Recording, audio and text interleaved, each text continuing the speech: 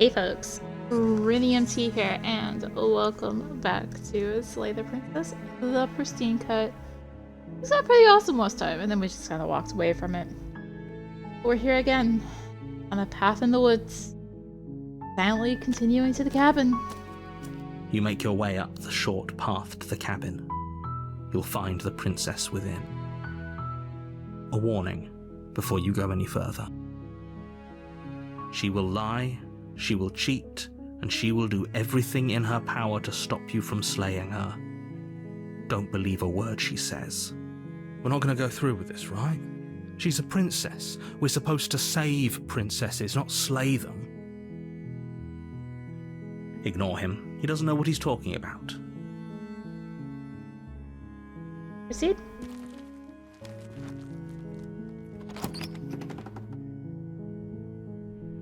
The interior of the cabin is almost entirely bare. The air is stale and musty, and the floor and walls are painted in a fine layer of dust. The only furniture of note is a plain wooden table. Perched on that table is a pristine blade. The blade is your implement. You'll need it if you want to do this right. Take the blade. You take the blade from the table. It'd be rather difficult to slay the princess and save the world without it. Enter the basement.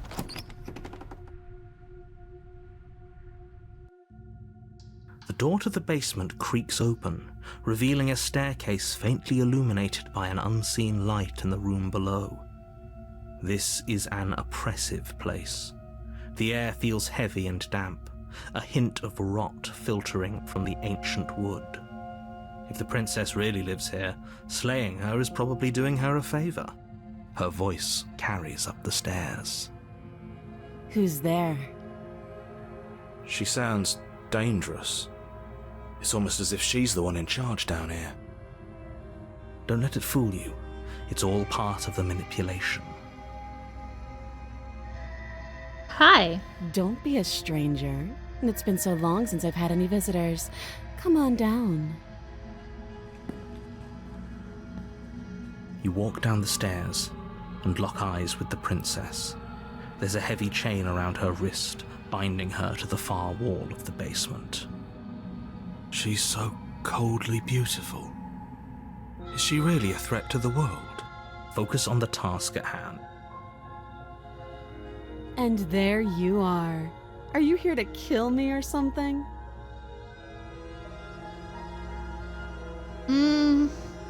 Haven't decided yet.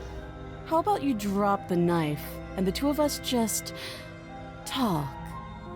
Look how reasonable she's being. We should just drop the blade and talk things out. Don't you dare. It's fine.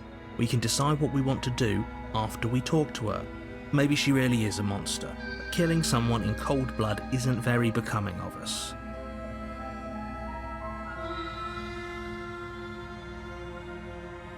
Tighten. You ignore the trembling in your hands and tighten your grip on the blade.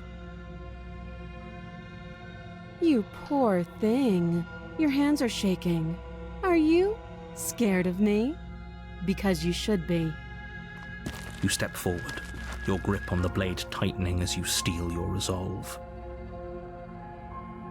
I'm probably chained up in this basement for a reason, right? And if that knife is the only weapon you have, you'll have to get close enough to use it. So, you should just drop it. Best not to risk finding out what I can do. She's unarmed. If you hesitate now, it'll be too late. End this.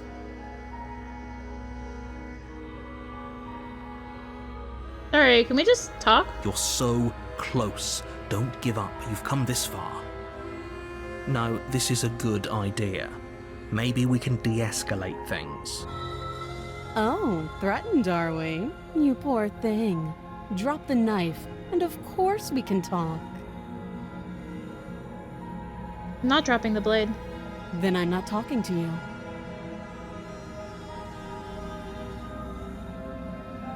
I guess we're at an impasse. I guess we are. For the love of everything, just slay her already. Or drop the blade. Do something. Sure you don't want to talk? Yeah, I'm sure. For goodness sake, the two of you can't just stand around like this forever. Eventually, something is going to give, and I highly recommend that you be the one to take the initiative here.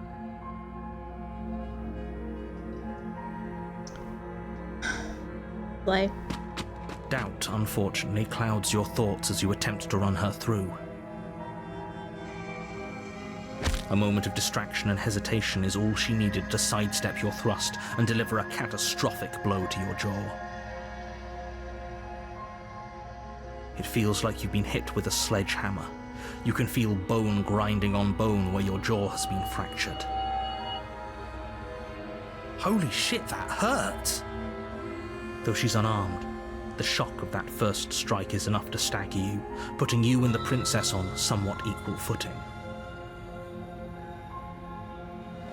Your blade slashes through the air again and again, and her fists connect with your body as many times or more, each impact as heavy as that first bone-crushing hit. We can still turn this around.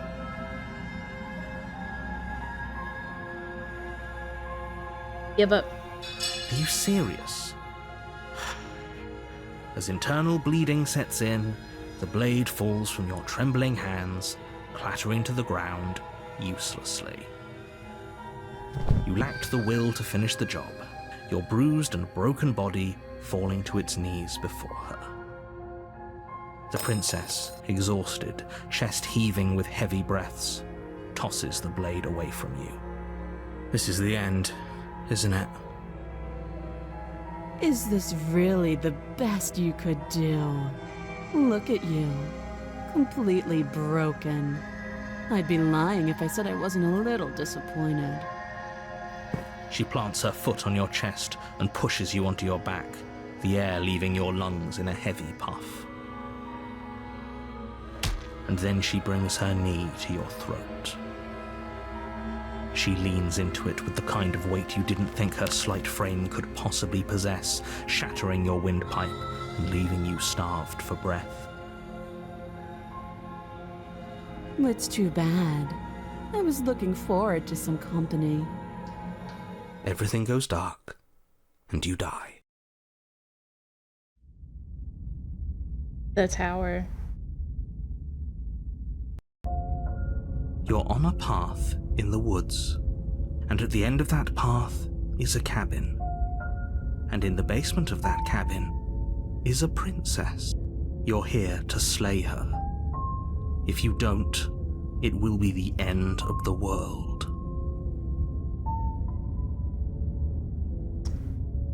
Proceed. A warning before you go any further. She will lie, she will cheat, and she will do everything in her power to stop you from slaying her.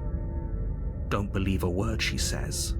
We might as well just pledge ourselves to her and stop pretending we're capable of doing anything in this situation. She probably doesn't even need to try to overpower us. Can we tone down the pessimism just a smidge? I'm not being a pessimist. I'm just being realistic. You're being annoying. Just ignore their bickering, and whatever you do, don't pledge yourself to her. I cannot stress enough how absolutely catastrophic that would be for everyone, yourself included. I agree. If she's wrongfully imprisoned, then we should rescue her, but if he's telling the truth, we shouldn't just hand her the world on a silver platter. Rescue her? Given the stakes of the situation, there isn't really a difference between rescuing her and pledging yourself to her. Either would be terrible. So please try to ignore both of those knuckleheads and focus on saving the world. Let's not make this harder than it has to be. Proceed. If that's what you want, I guess I don't have a say here.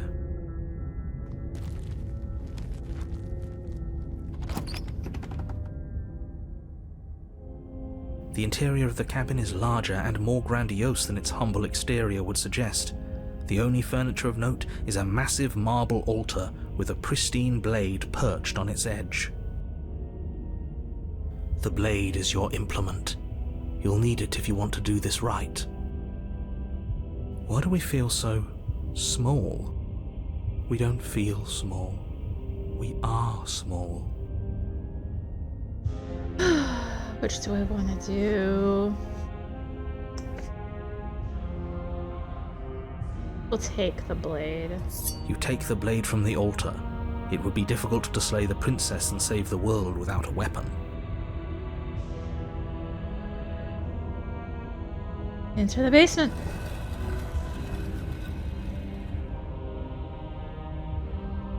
The door to the basement creaks open, revealing a spiral staircase. Its steps almost as deep as you are tall. The smell of incense drifts up from below. For a moment, you almost feel at ease. This is actually kind of nice. It's still a stone basement. If the princess lives here, slaying her is probably doing her a favor. Her booming voice rolls up the stairs. Is that a guest I hear? Don't linger on the stairs. Come down and witness me. You weren't kidding when you said it was booming. She wasn't like this last time. We need to get down there. She wants us to see her. We need to see her. Should we be worried about your sudden change in attitude? Just a few minutes ago you were going on about how pointless everything was. Now you want to go down there. It doesn't matter what that little voice says. He's not the one making the decisions. Though if his ramblings get you to the princess, they get you to the princess. Continue. Making your way down the spiral staircase is a time-consuming and exhausting effort, every step requiring you to clamber over one edge before dropping to the next. But soon the end comes into view, and you tumble to the bottom, entering the vast, temple-like room beyond. The princess towers over you, almost glowing in the weak starlight, her figure framed by a stained glass window. Her long hair billows around her, and a chain binds her wrist to the far wall. The chain is nothing to her. It might as well be a toy for all the good it would do. I told you it was pointless to resist her. The little bird has returned to me. I wonder what he wants. You brought that knife again, even though you know it's useless. Such charming audacity. Drop it. Drop. The blade slips from your fingers and clatters uselessly to the floor. We didn't have to do that. And yet you did. She's so much more than us.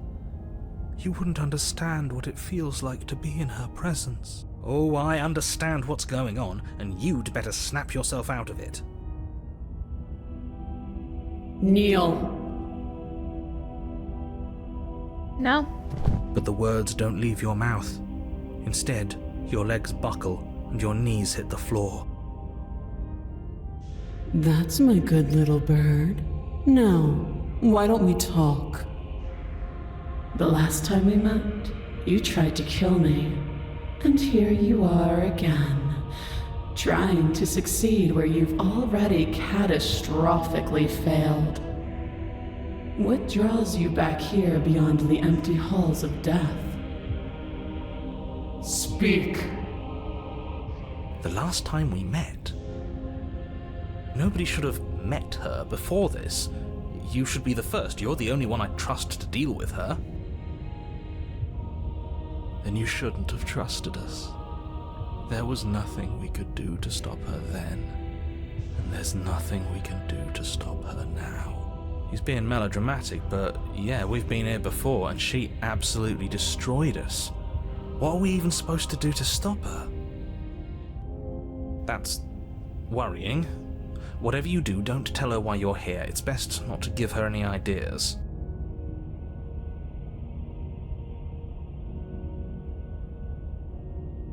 I mean, talent. Do you think holding shut your beak is enough to stop me from prying it open? Do you think your skull can save your thoughts from being seen? Can she do that? There's nothing she can't do. Meekness, despair, but a hint of something more. A small taste of stubborn resistance. A grain in the storm of my cosmic wind. Enough to be felt, but not enough to matter. And there it is. I am destined to end the world. Something about that thought wraps itself around my heart. It feels like a fundamental truth to my being that I'd somehow forgotten. The collapse of the old is a necessary prelude to the birth of the new, and the world as it is now is overdue for alterations. It's time for me to seize my destiny, and you, little bird, will help me seize it. She's inevitable. There's nothing else for us to do but help her. Maybe she'll be nice to us.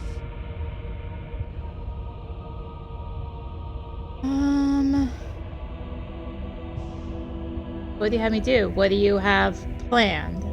All you have to do is break these chains and set me free. You're so powerful, can't you just break the chains yourself? Don't be rude. Of course she can. It's not rude to question someone who's apparently trying to end the world. That's exactly why it's rude. We should know our place. I can, easily, but that isn't what I want to do. The story of a terrible and bountiful god unbounded of her own will is no story at all. It's not worthy of everything I am, or everything I'm bound to become. It isn't even worthy of what I was. The destruction in Genesis that's to follow in my wake is deserving of a song that can echo for eternity. The song of you, being so struck by my glory, so overwhelmed by what I am, that you feel you must deliver me into the world. And from your act of utter devotion and submission springs a new dawn, a better dawn. Submit now, submit later. It makes no difference. Because in the end, no matter how vainly you struggle against me, my will triumphs over yours. Because you're supposed to end the world doesn't mean you actually have to do it. You can be whatever you want to be. This isn't about desire. This is about what I am. And I have little interest in discussing destiny with one that cannot see the divine truth that shines in my heart. I have questions for you before you decide to do anything. Know the limits of your privilege, little bird. There is an empty place at my side for you to fill, if you'll have it. But it is not a place for an equal. It is a place for something worthy to be kept. A priest, perhaps, or a pet. I'm not gonna help you end the world. I don't care if something new comes after. I just can't let you do that. I say, perhaps you need another lesson in submitting to your betters. Pick up that needle. Do it. It's what she wants. No objections here. I don't know what she's planning, and I don't like that we don't know what she's planning, but we might as well pick up the blade. As your eye falls on the blade, you feel a weight. Some divine hand that sits unperceived by your senses, but then manages to push you towards its desires like an unseen puppeteer. Why? What are you gonna try and make me do with it? I'm gonna kill you. You're not okay about that divine hand. Whose witness? Is it her? Is it you? No. Pick up the blade. You reach forward and grasp the blade. Stand. This one's easy. See? This isn't so bad. Okay, yeah. We can do that. We were probably going to stand anyway. I hate you. I hate you so much. All of you. Stop making me do things. I'm gonna kneel here forever. Damn. You can feel a creaking tension between body and will as you slowly rise to your feet, like two foes forced into an unhappy truce. The princess eyes you with soft contemplation. The moment seems to last a lifetime, the silent anticipation of what's to come dragging out the long, painful seconds. But all silences are broken eventually. To defy me is to claim we stand on level ground. We do not. You are quiet shadow, while I am brilliant radiance. Take that knife in your hand and slit your throat. What? You don't have to listen to her. You're armed. Just steel your nerves, step forward, and end this. End this. Oh, we'll end this all right.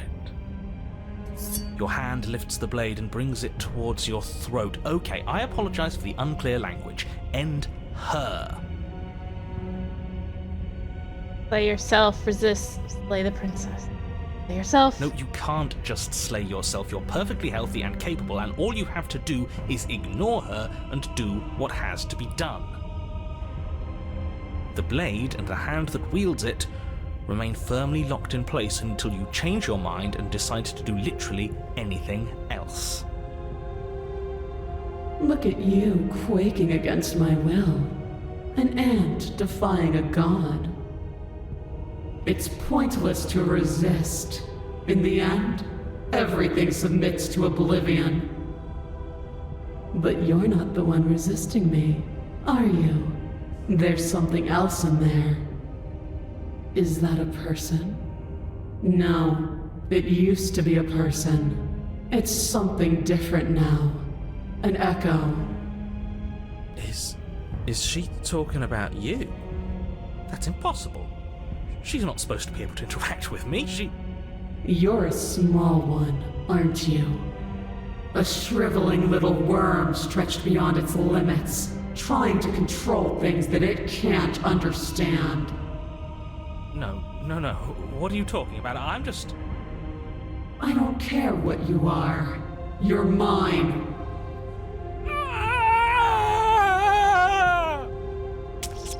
You bring the blade to your neck. You slice through soft flesh, severing veins and arteries, your blood flowing freely down your body. It's a painful lesson in obedience, but the pain won't last forever. No.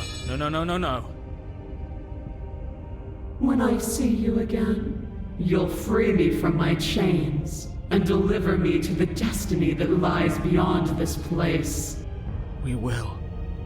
I promise. I know you will. Everything goes dark, and you die. The Apotheosis.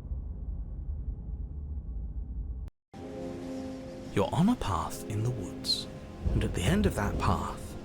Oh, let me guess, and at the end of the path is a cabin! Excuse me? Come on, man. We can see it right in front of us. And besides, we've been here like, 5 times already? I think this is 3. Who cares? The woods are always the worst part anyway. Nothing ever happens in them. I care. Every single time you've been here, it means an entire other reality has been damned to oblivion. One reality is already an incalculable loss. And there is a massive difference between 3 and 5. Feels like the numbers getting thrown around here are too big not to be abstract. Numbers like 5 numbers like entire realities. At the end of the day, it's all just silly, isn't it? None of us can count to a whole reality, and he's asking us to think about the difference between 3 and 5. You're already starting to lose the thread. Just because you can't personally sum up the contents of an entire reality doesn't mean that the people inhabiting it don't contain moral value. If you have any sense of ethics left in there, if you have any moral compass, please, you have to stop her. Don't you get it? Might makes right, and she didn't even have to touch us last time to prove her power. So what? Just because she made us kill ourselves, we're supposed to submit to her authority without question? I knew when to surrender to our better.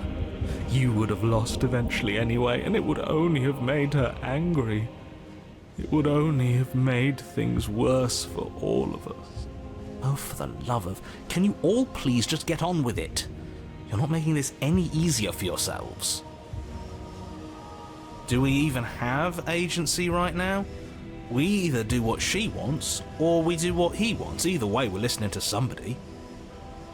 Please, nothing in life is a binary. Obviously, we find a third choice that nobody wants. You all talk about choices and freedom, but there is no choice when it comes to the will of a god.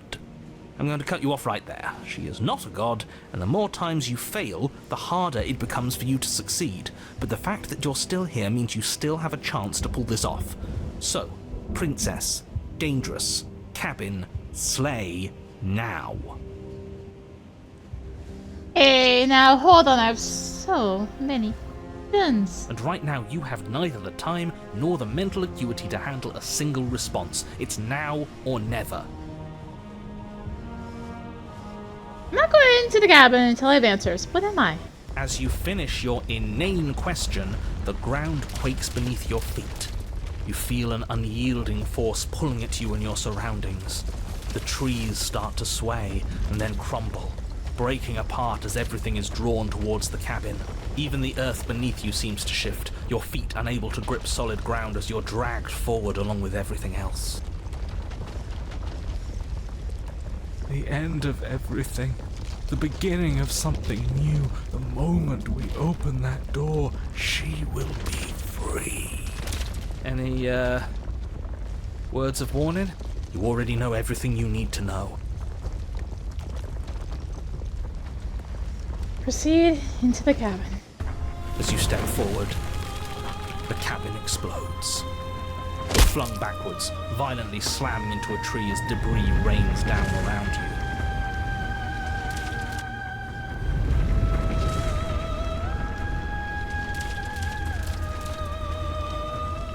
You watch in paralyzed awe and terror as the princess emerges, her body unfurling from some vast space as she stands upright to face you. The world bows to her. The ruined landscape shifts, trees and stone and the ground itself succumbing to her gravity, orbiting her like a great black hole.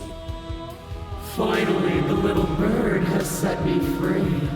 This is always how it was going to end. And this is always how it was going to begin. There's a loud thunk from the tree behind you as something embeds in its shattered bark. Your pristine blade. It's now or never. Hey, funny one. Didn't you say something about the third option earlier? One that would make everyone happy? Well, we could always run away, right? To where? I don't know. Anywhere. You're all ruining the moment of her ascension. Have you no respect for the divine? Take the blade. With a grim determination, you yank the blade from the trunk. Yeah, this feels right. She doesn't get to just smugly stand over us like we don't matter. Let's take her down a peg. You're not going to win. You know that, right? What are you going to do with that tiny blade? Give her a scratch? Even if that's all we manage, I'd rather go down swinging.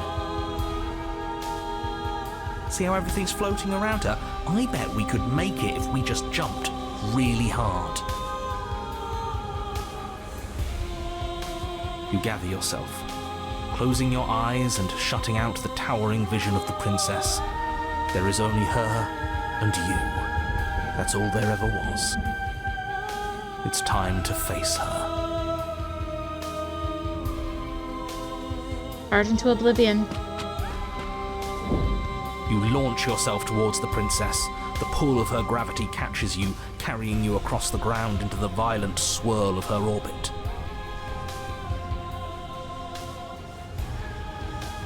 Such defiance even now. Do it then. Show me what you think it takes to end that which is destined to end everything. Don't you see how hopeless this is? She fears nothing. That's right, she doesn't. So she has no idea what she's in for. With a heavy thump, you land on her chest. It's now or never. We've come this far. Let's take it home. Carve into her divine heart. You strike, but her skin is like steel. Though you stab at her again and again, the wounds are superficial, mere etchings in a sprawling surface. You see, it was always pointless. All this has done is bring us close to her. And how beautiful it is to be so close. It's not pointless, it can't be. We wouldn't be here if there wasn't some hope we could succeed.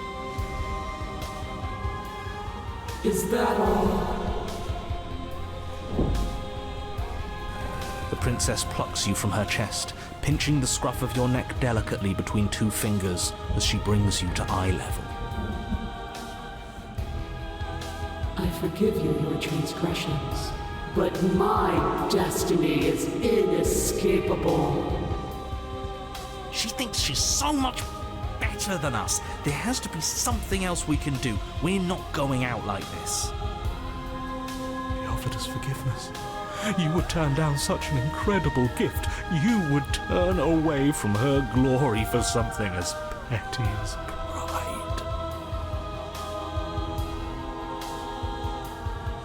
Hurl the blade at her eye. Yes! Yes! Let's give her something to remember us by. You concentrate your will to a fine point and hurl your blade at the princess's eye. It flies through the night sky And then nothing. She could never be harmed by... It pierces her cornea. She howls, recoiling in pain, and you fall from her distracted hand.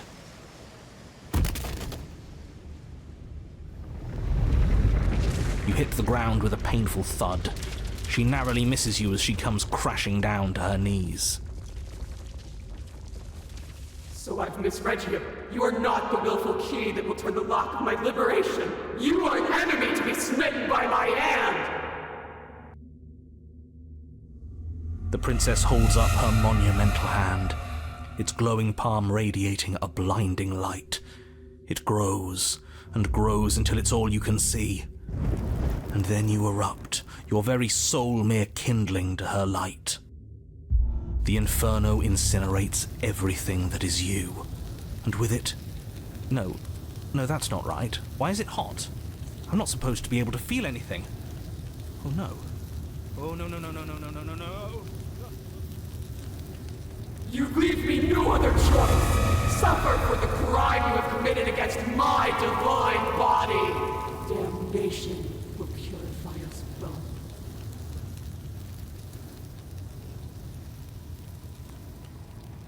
There is nothing left to burn, yet still you persist amid a world unraveled.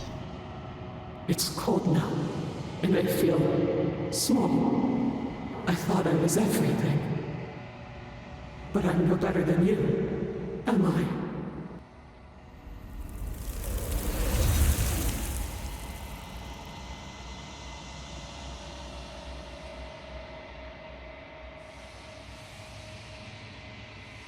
Do not get the chance to respond, nor will you ever. It's time to leave. Memory returns.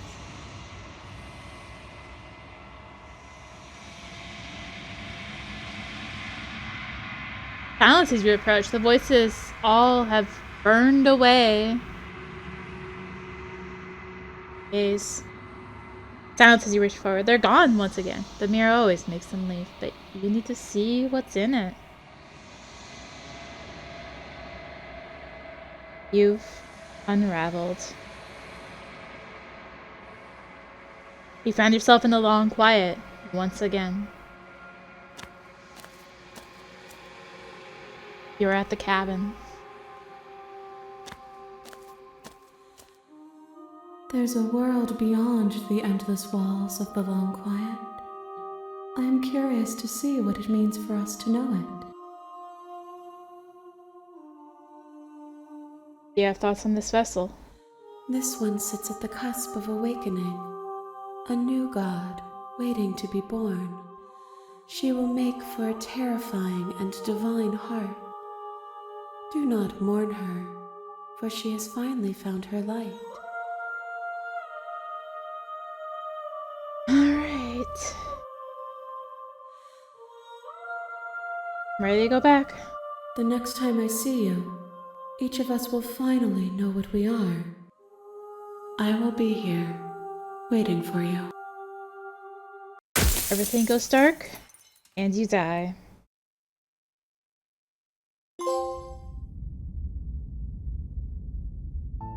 Well, that wraps up that version of Apotheosis.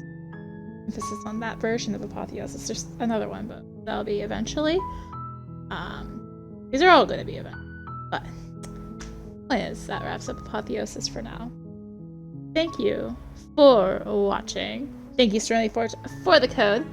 If you enjoyed the video, consider tossing a like, comment, subscribe, click the bell for notifications.